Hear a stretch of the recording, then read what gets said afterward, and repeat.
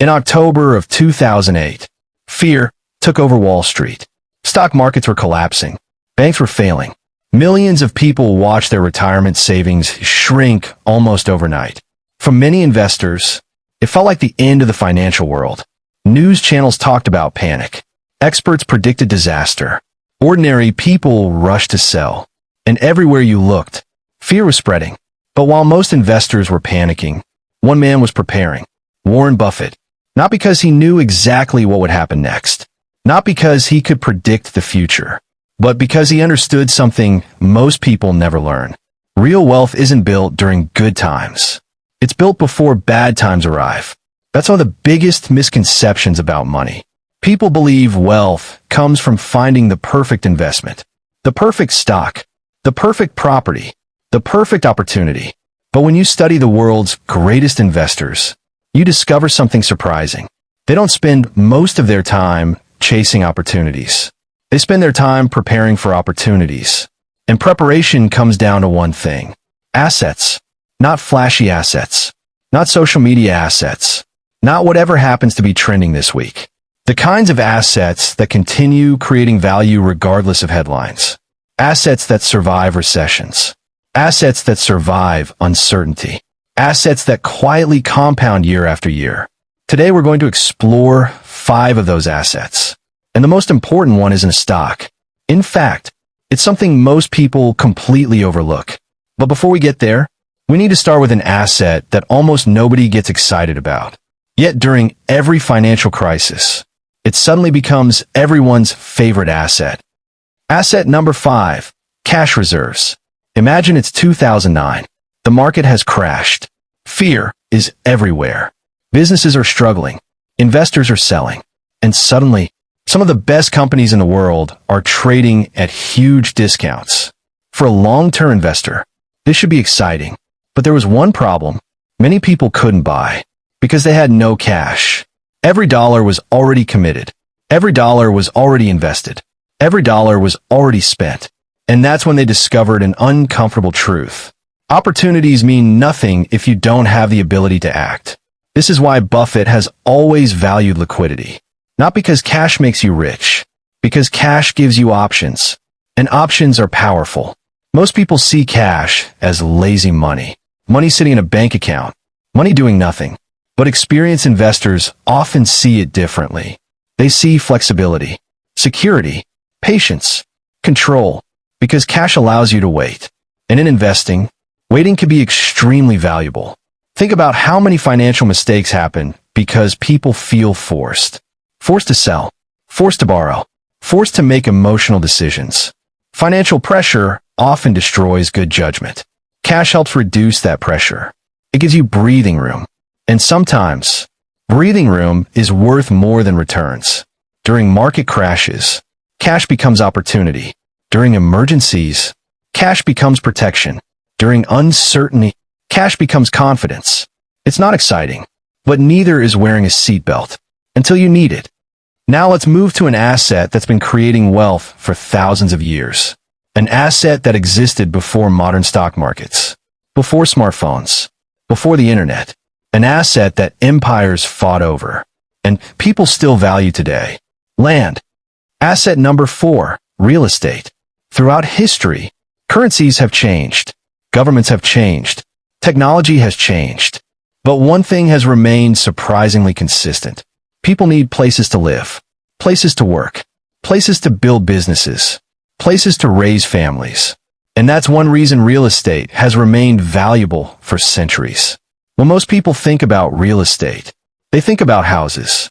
Investors think about cash flow, location, scarcity, income, long-term demand. They see an asset capable of producing value year after year. And that's an important distinction, because true assets generate value. They don't simply sit there hoping to become more expensive. Imagine owning a rental property. Every month, rent arrives.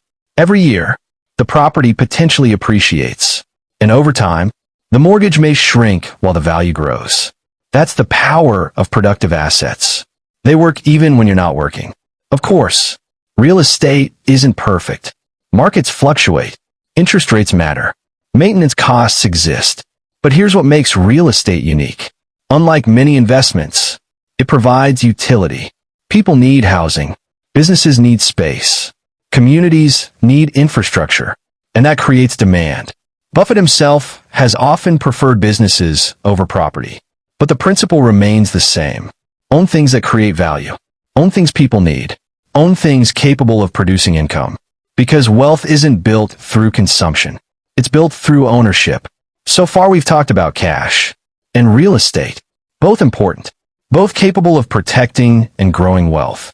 But neither explains how Warren Buffett built one of the greatest fortunes in financial history. To understand that, we need to look at something Buffett has spent his entire life studying. Businesses. Because while most people spend their lives working for money, businesses are designed to make money work for them. And that changes everything. Asset number 3, productive businesses. Every morning, millions of people wake up and buy products.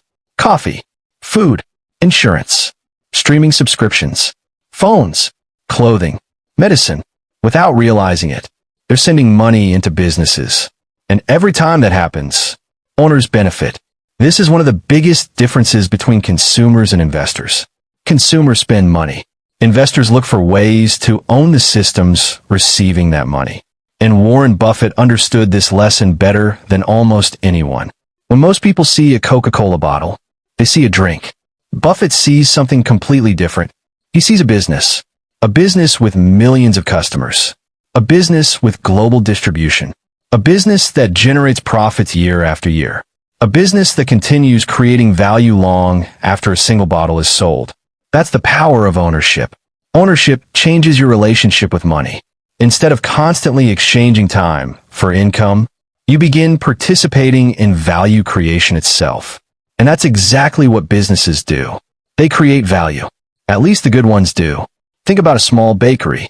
Every day, customers arrive. Products are sold. Revenue is generated. The owner isn't being paid simply for hours worked. The owner benefits from the entire system. The recipes, the location, the staff, the brand, the customer relationships, all working together. That's why business ownership can be so powerful. You're not just earning, you're owning. This is also why Buffett focuses on businesses people continue using for decades. Not because they're exciting, because they're reliable. People still drink beverages. People still need insurance. People still use financial services. People still buy consumer products. And businesses serving those needs can continue generating profits for years, sometimes decades. The world changes. Technology changes. Trends change. But value creation never goes out of style. And that's what productive businesses represent. The ability to create value repeatedly, which is why they sit at number 3 on this list. Now here's where many people expect us to go next. Stocks. And yes, stocks absolutely belong on this list, but not for the reasons most people think. Because when Buffett buys a stock, he isn't really buying a stock. He's buying a business. And that's a distinction that can completely change how you invest. Asset number 2, stocks and index funds. Imagine someone offered you ownership in hundreds of the world's most successful companies. Technology companies, healthcare companies, consumer brands, industrial giants, financial institutions, businesses serving millions of customers every single day. Would you be interested? Most people would. Yet many don't realize that's exactly what investing can provide. The problem is, people often approach stocks the wrong way. They treat investing like gambling. They chase headlines, follow hype, react emotionally, and then wonder why results disappoint them. Buffett's approach is almost the opposite. Calm, patient, rational, long-term. One of Buffett's most famous ideas is simple. If you wouldn't feel comfortable owning a business for 10 years, you probably shouldn't own it for 10 minutes. Think about that. Most investors spend more time researching a smartphone than researching an investment. They buy because someone online recommended it, because it's trending, because they fear missing out. And fear of missing out has probably destroyed more wealth than almost any market crash. Buffett understands something important. The stock market exists to transfer money from the impatient to the patient. That's not just a clever quote. It's a description of how investing often works. because markets move emotionally in the short term. But Buffett has repeatedly said that most people don't need to become stock-picking experts.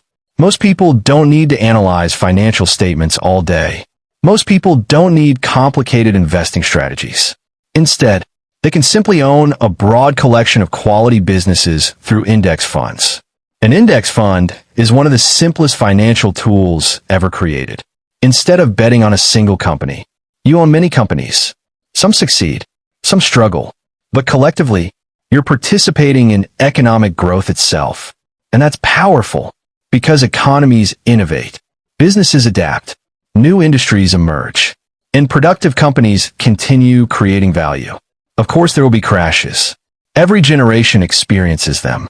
The dot-com bubble, the financial crisis, the pandemic shock. Market downturns are not unusual. They're normal. What matters is how investors respond. Many people panic. Patient investors prepare. And history shows that those two reactions often produce very different outcomes. Imagine planting a tree. You don't dig it up every week to check its growth.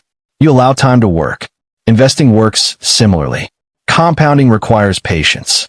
Growth requires patience. Wealth requires patience. And patience is becoming increasingly rare. Today, people expect instant results, instant profits, instant success. But wealth has never cared about impatience. Wealth rewards consistency. And that's why stocks and index funds deserve the number 2 position, because they allow ordinary people to become owners. Not just workers, participants, not just observers, builders of wealth, not just consumers of it. So we've reached the final asset, the most important one, the asset that made every other asset possible for Warren Buffett. Without it, he never becomes one of history's greatest investors. Without it, stocks become riskier. Businesses become harder to evaluate. Real estate becomes harder to understand. Without it, every financial decision becomes more difficult. And unlike stocks, unlike real estate, and unlike businesses, this asset can never be taken away by a market crash, because it exists in only one place: your mind. Asset number 1, knowledge and skills. Imagine something unexpected happens tomorrow. A recession begins. Markets fall. Real estate slows down. Businesses struggle. Economic uncertainty spreads everywhere. Now ask yourself one question. What asset would still belong to you? Your knowledge, your skills, your ability to create value. And that's exactly why this is the most important asset on this entire list. Most people spend years searching for opportunities, the perfect stock, the perfect business, the perfect investment. But Warren Buffett spent decades building something much more important: himself. Before the billions, before the fame, before Berkshire Hathaway became a financial giant, there was a young man obsessed with learning, reading, studying, analyzing businesses, learning from mistakes, understanding human behavior, building knowledge one day at a time. And that investment turned out to be the most profitable investment of his entire life. Because knowledge compounds, just like money, maybe even faster. The compounding machine inside your head. Most people understand compound interest. Invest $100. Earn returns. Reinvest those returns. And over time, the growth accelerates. Simple. But there's another form of compounding that receives far less attention. Knowledge. Every book you read, every skill you develop, every lesson you learn, builds on what came before. And eventually something remarkable happens. You begin seeing things others miss. Patterns, connections, opportunities, risks. That's what separates experienced investors from beginners. Not luck, pattern recognition. And pattern recognition comes from knowledge. Imagine 2 people entering the same economy, the same market, the same opportunities. One understands business. One doesn't. One understands finance. One doesn't.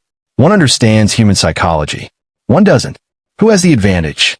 The answer is obvious. And that's why knowledge is so powerful. It improves every decision that follows.